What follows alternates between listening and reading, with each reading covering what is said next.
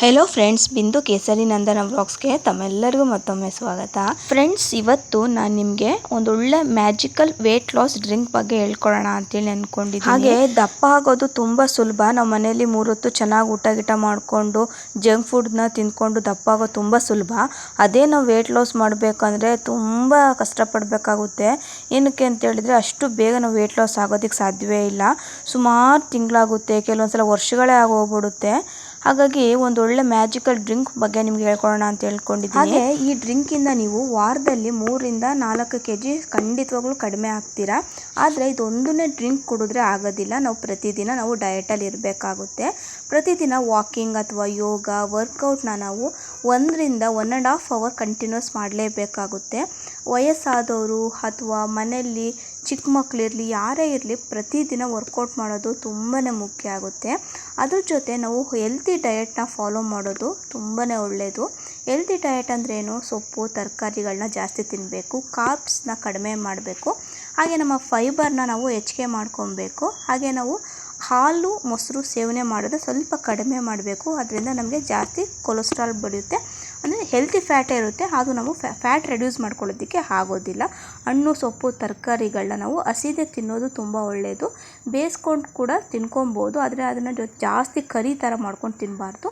ಹಾಗೆ ಸಿಂಪಲ್ಲಾಗಿ ನಾವು ಫ್ರೈ ಮಾಡ್ಕೊಂಡು ತಿನ್ಕೊಬೇಕು. ಫ್ರೆಂಡ್ಸ್, ಹಾಗೆ ಬೇಕ್ರಿ ಐಟಮ್ಸ್ನ ಕಡಿಮೆ ಮಾಡ್ಕೊಬೇಕು. ಮನೆಯಲ್ಲೇ ನಾವು ಜಾಸ್ತಿ ಕರ್ದಿರೋ ತಿಂಡಿಗಳನ್ನ ತಿನ್ನಲೇಬಾರ್ದು. ಆದರೂ ಕೆಲವೊಂದು ಸಲ ನಮಗೆ ಸ್ನ್ಯಾಕ್ಸ್ಗಳನ್ನ ತಿನ್ನಬೇಕು ಅಂತೇಳಿ ಅನಿಸ್ತಾ ಇರುತ್ತೆ. ಆಯಿಲ್ ಫ್ರೀ ಸ್ನ್ಯಾಕ್ಸ್ ರೆಸಿಪಿನ ನೀವು ಮಾಡ್ಕೊಂಡು ತಿನ್ಕೊಬೋದು. ಬರೋ ದಿನಗಳಲ್ಲಿ ಖಂಡಿತವಾಗ್ಲೂ ಆಯಿಲ್ ಫ್ರೀ ರೆಸಿಪಿ ಸ್ನ್ಯಾಕ್ಸ್ನ ನಿಮ್ಮೊಟ್ಟಿಗೆ ಶೇರ್ ಮಾಡ್ಕೊಳ್ತೀನಿ. ಆರಾಮಾಗಿ ನೀವು ಕಣ್ಣು ಮುಚ್ಕೊಂಡು ತಿನ್ಕೊಬೋದು. ಇದರಿಂದ ನೀವು ದಪ್ಪನೂ ಆಗಲ್ಲ, ಏನೂ ಇಲ್ಲ. ಹಾಗೆ ನೀವು ಪ್ರತಿದಿನ 3 ರಿಂದ 4 ಲೀಟರ್ ನೀರನ್ನ ಕುಡಿಲೇಬೇಕಾಗುತ್ತೆ. ನಮ್ಮ ಬಾಡಿಯಲ್ಲಿ 90% ನೀರಂಶನೇ ಇರೋದ್ರಿಂದ ನಮಗೆ ಜಾಸ್ತಿ ನೀರು ಬೇಕಾಗುತ್ತೆ.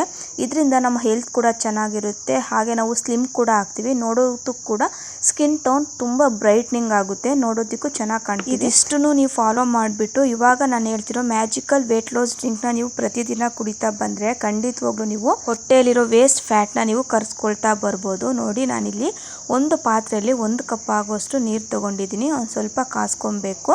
ಇದು ಒಂದು ಸ್ವಲ್ಪ ಬಿಸಿ ಆದರೆ ಸಾಕು. ಫಸ್ಟ್ ನಾನಿಲ್ಲಿ ಕಾಳು ಮೆಣಸು ಹಾಕ್ಕೊಳ್ತಾ ಇದ್ದೀನಿ. ಕಾಳು ಮೆಣಸನ್ನ ನಾವು ಪ್ರತಿದಿನ ತಿನ್ನೋದ್ರಿಂದ ನಮ್ಮ ವೇಟ್ ಲಾಸ್ ಚೆನ್ನಾಗಾಗುತ್ತೆ. ಆಗ ಫ್ಯಾಟ್ ಬರ್ನಿಂಗ್ ಕೂಡ ತುಂಬ ಚೆನ್ನಾಗಾಗುತ್ತೆ. ಹಾಗೆ ಇವಾಗ ಮಳೆಗಾಲದಲ್ಲಿ ಅಥವಾ ಚಳಿಗಾಲದಲ್ಲಿ ಇದನ್ನು ಕುಟ್ಕೊಂಡು ಸ್ವಲ್ಪ ನೀರಿಗೆ ಅಂದರೆ ಬಿಸಿ ನೀರಲ್ಲಿ ಹಾಕ್ಕೊಂಡು ಕೂಡ ಕುಡಿತಾರೆ.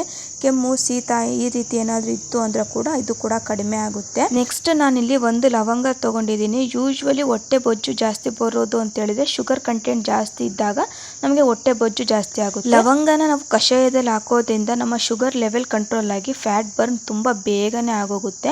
ಹಾಗೆ ಮೆಟಬಾಲಿಸಮ್ನ ಬೂಸ್ಟ್ ಮಾಡುತ್ತೆ. ಇದರಿಂದ ತುಂಬ ಚೆನ್ನಾಗಿ ವೇಟ್ ಲಾಸ್ ಆಗುತ್ತೆ. ಹಾಗೆ ನೆಕ್ಸ್ಟ್ ನಾನಿಲ್ಲಿ 1 ಮೀಡಿಯಂ ಸೈಜ್ ಚಕ್ಕೆ ತಗೊಳ್ತಾ ಇದ್ದೀನಿ. ಇದನ್ನು ನಾನು ಮೀಡಿಯಂ ಸೈಜ್ ಚಕ್ಕೆನ 2 ಭಾಗ ಮಾಡಿಕೊಂಡು ನೀರಲ್ಲಿ ಹಾಕೊಳ್ತಾ ಇದ್ದೀನಿ. ಇದು ನಮ್ಮ ವೇಟ್ ಲಾಸ್ ಜರ್ನಿಗೆ ತುಂಬಾನೇ ಸಹಾಯ ಮಾಡುತ್ತೆ. ಇದು ನಮ್ಮ ಬಾಡಿ ಕೂಡ ಬೂಸ್ಟ್ ಮಾಡುತ್ತೆ. ಹಾಗೆ ಡೈಜೆಷನ್ ಕೂಡ ತುಂಬಾ ಇಂಪ್ರೂವ್ಮೆಂಟ್ ಆಗುತ್ತೆ. ಈ ಕಷಾಯನ ನೀವು ಪ್ರತಿದಿನ ಕುಡಿತಾ ಬಂದ್ರೆ ನಿಮ್ಮ ಬಾಡಿಯಲ್ಲಿ ನೀವೇ ಚೇಂಜಸ್ ನೋಡ್ತೀರಾ. ನಾನು ಇವಾಗಲೇ ಹೇಳ್ತಾ ಇದ್ದೀನಿ, ಇದನ್ನ ನಮ್ಮ ಡಯಟ್ ಜೊತೆ ಆ್ಯಡ್ ಮಾಡ್ಕೊಬೇಕೇ ಹೊರತಾಗಿ ನಾವು ಜಂಕ್ ಫುಡ್ ಜೊತೆ ಇದನ್ನ ಆ್ಯಡ್ ಮಾಡ್ಕೊಬಾರ್ದು.